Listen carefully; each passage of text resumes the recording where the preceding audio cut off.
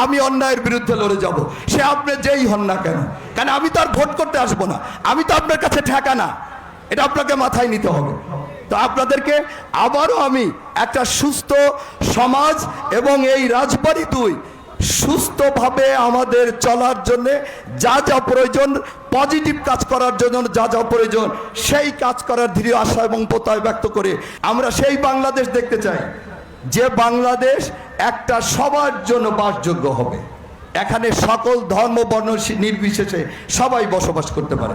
আমাদের প্রত্যেকেরই একটা নিজস্ব পলিটিক্যাল আইডিওলজি থাকতেই পারে, এক একটা দলের মতাদর্শে আমরা বিশ্বাস করতে পারি, কিন্তু আমরা কারুর বাধা হয়ে দাঁড়াবো না। আমরা সবাইকে নিয়ে একটা বাসযোগ্য সেই সমাজ আমরা দেখতে চাই। প্রিয় উপস্থিতি, আমরা আপনাদের কাছে ইতিমধ্যে আমাদের প্রতিমন্ত্রী সাহেব, আমাদের উপদেষ্টা সাহেব, আমাদের জেলা প্রশাসনের সাথে বিভিন্নভাবে আমাদের কথা হচ্ছে। আমাদের প্রিয় নেতা মাদকের বিরুদ্ধে যে অবস্থান নিয়েছে, কারণ আজকে এই মাদকের কারণে, শুধু একমাত্র মাদনের কারণে কিন্তু আজকে আমাদের সমাজে কিন্তু অনেক অবক্ষয় হচ্ছে, আমাদের যুব সমাজ ধ্বংসের পথে, বিভিন্ন রকম অপকর্ম কিন্তু সংগঠিত হচ্ছে এই মাদকের কারণে। আজকে শুধু প্রশাসন একা চাইলে কিন্তু পারবে না, আমাদের প্রত্যেকে সহযোগিতার হাত বার করে দিতে হবে। কারণ আমরা যেহেতু গ্রাম, ওয়ার্ড, ইউনিয়ন, উপজেলা, জেলায় আমরা বিভিন্ন পর্যায়ে নেতৃত্ব দিয়ে থাকি, আমরা কিন্তু চেষ্টা করলে এই সমাজে কারা অপকর্মের সাথে জড়িত, কারা মাদকের সাথে জড়িত, কারা মাদক সেবন করে, এইগুলো আমরা চাইলেই কিন্তু একটু আন্তরিক হইলে, আমাদের সেই মানসিকতা থাকলে, পজিটিভ ধ্যান ধারণা থাকলে আমরা এগুলা সমাজ থেকে আমরা চিরতরে ইনশাল্লাহ দূর করতে পারবো। আমরা শুধু আপনাদের কাছে এই উদাত্ত আহ্বান জানাবো, আমরা নির্বাচনের আগেও যেটা বলেছি, আমরা সত্যকে প্রতিষ্ঠিত করার জন্য আমরা আমাদের জীবন বাজি রাখবো, যেমন আবার মিথ্যাকে বিতাড়িত করার জন্য, অপকর্ম বিতাড়িত করার জন্য, বাতিল বিতাড়িত করার জন্য আমাদের সর্বশেষ টুকু দিয়ে ইনশাল্লাহ আমরা সবাইকে প্রতিরোধ করব।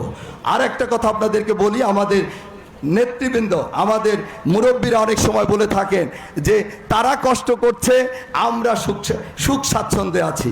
আর কোথায় কি হচ্ছে আমি জানি না, বিশেষ করে এই পাংশা, বালিয়াকান্দি, কালুখালী, আমি সুখ স্বাচ্ছন্দ্যের ভিতর থাকতে চাই না। আমি আপনাদের মাঝে থাকতে চাই, আপনাদের মাঝে থেকে কাজ করতে চাই।